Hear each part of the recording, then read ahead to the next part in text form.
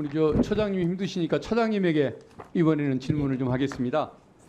그 도이치모터스 주가 조작 사건 재판에 대해서 우리 위원장님이 좀 전에 말씀을 하셨습니다. 제가 그와 관련해서 저도 좀 질문을 드리겠습니다. 그 1, 2심이 그 김건희 여사와 같은 위치에 있는 그 손모 씨 피고인에 대해서 검찰로 하여금 공소장을 바꾸게 요구를 하고 방조모로 바뀐 공소장에 따라서 유죄 판결을 했기 때문에 이게 이제 어떤 국민이 바라는 결과가 온 것 같습니다. 김건희 여사는 손모 씨보다도 개입 정도가 더 높고 또 더 많은 이익을 남겼기 때문에 당연히 유죄인 상황이라고 저는 생각을 합니다. 그런데 이것은 법원의 그 적극적인 요청이나 소송 주의권 행사가 있었기 때문에 어떤 김건희 여사를 기소하게 만들 수 있는 디딤돌이 놓인 것이다. 저는 이렇게 평가를 합니다. 그래서 1, 2심 재판부에 경의를 이제 표하는 바입니다. 검찰이 지금 여권에 대해서 특히 대통령 가족에 대해서 이 봐주기 수사를 할 수 있는 이유는 결국 그 형사소송법상의 불고불리 원칙이나 그다음에 기소 편의주의가 있기 때문에 가능한 것이라는 생각을 해봅니다. 그래서 그 검찰의 봐주기 수사로 생기는 그 공백 문제를 메꾸기 위해서는 이번 그 도이치모터스 사건처럼 법원이 좀 더 소송 지휘권 일부분을 좀 더 적극적으로 행사를 하고 그것을 통해서 국민 정서에 맞는 정의로운 판결이 나오게끔 해야 한다고 생각을 하는데 우리 차장님 생각은 좀 어떠십니까? 그 일반적으로 법관이 당해 사건을 처리하는 데 있어서 적정한 소송 지휘권을 행사를 해야 된다는 측면에서는 적극적으로 동감합니다. 예, 알겠습니다. 그리고 또 하나 그 질문이 있습니다. 국선 변호인 제도 또 그리고 소송 구조 제도가 있지 않습니까? 이것은 서민이나 기초생활 수급자 등 그 사회적 약자를 위한 어떤 그분들의 권익을 지켜주기 위한 민생 보장 차원, 민생 보호 차원의 제도라고 저는 생각을 합니다. 그런데 예산 사정 때문에 그 국선 변호료 수당이 오르지도 않고 심지어는 그 지급이 상당히 늦어지고 있다는 이런 통계를 봤습니다. 그리고 소송 구조 지원 요청이 있을 때 대법원에서 인용률이 상당히 낮아지고 있는데 대법원에서는 그 원인을 예산 부족 때문이라고 그렇게 답을 합니다.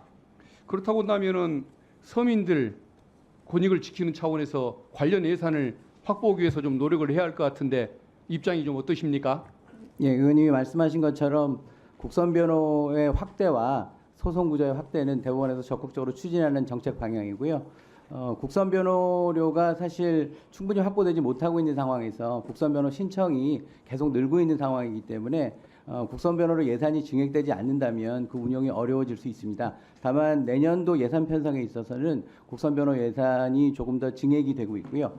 올해 일부 지급되지 못하는 상황이 생기긴 했었습니다만 그러한 지급에 있어서의 문제점을 해소하기 위해서 예산 배정을 미리 조치를 해서 국선 변호가 원활히 지급될 수 있도록 노력하고 있는 중입니다. 예, 그 소송 구조제도 부분도 소송 구조도 마찬가지입니다. 예, 다행입니다. 계속 노력해 주시면 좋겠습니다. 예, 명심하겠습니다. 우리, 예, 양영 위원장님께 좀 여쭙겠습니다.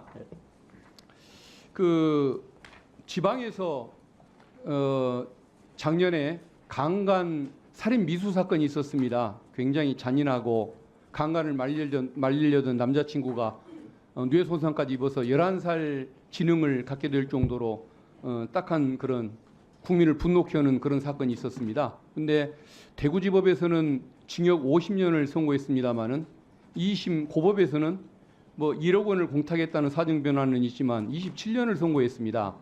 그게 1억의 공탁이 23년이나 양형의 차이를 가져올 정도의 사안은 아니었던 것 같은데 이게 국민들에게 굉장히 좀 당혹스러운 그런 평가를 가져올 정도로 문제가 된 적이 있습니다. 그리고 또 산업기술 유출 사범들에 대한 형 선고 현황을 법원으로부터 좀 받아봤는데 보니까 실형 선고율보다 집행유예 선고율이 3배가 높습니다. 그런데 산업기술 유출 사범은 한 기업의 존망을 좌우하는 문제이고 또 국익에도 굉장히 밀접한 문제가 되는 거 아니겠습니까? 그러면 형량이 좀 높아야 정상일 것 같습니다. 근데 우리 양형 기준 제도를 도입한 이유가 양형의 합리성 문제도 있고 또 하나는 대구 사건처럼 어느 형량이 맞았는지는 알 수는 없겠지만 지나치게 이렇게 차이가 나는 양형의 편차 이걸 극복하기 위한 의도도 있다는 생각이 듭니다. 1분만 더 주시면. 네. 김성환 일선에서 이런 그 양형이 좀 더 합리화가 되고 어느 개인 어느 법관을 만나느냐에 따라서 운이 달라지는 이런 현상을 막기 위해서 양형 기준이 조금 더 좀 더 현실성 있고 조금 더 뭔가 구체적인 표준이 되게끔 만들어주는 것, 이게 굉장히 필요하다는 생각이 드는데 그걸 어떻게 확보할 방법이 있겠습니까?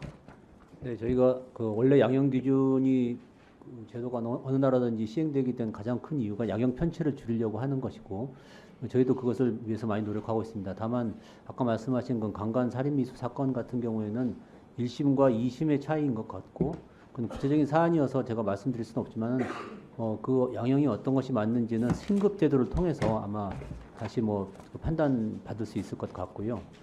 두 번째, 그 기술 유출, 기술 침해 범죄에 관해서는 다행히 저희 양형위원회가 작년에 기술 유출 범죄에 대해서 양형 기준을 완전히 새로 만들고, 그동안 이제 갈수록 우리 산업 세계에서 기술 유출이 중요하기 때문에 그 부분에 대한 양형 기준을 많이 상향하는 쪽으로 양형 기준을 다시 조정을 했습니다. 그래서 아마 앞으로는 그런 쪽에 그 양형이 다시 좀 국민들의 법 감정에 어느 정도 부합하는 양형이 나오지 않을까 이렇게 기대하고 있습니다. 네.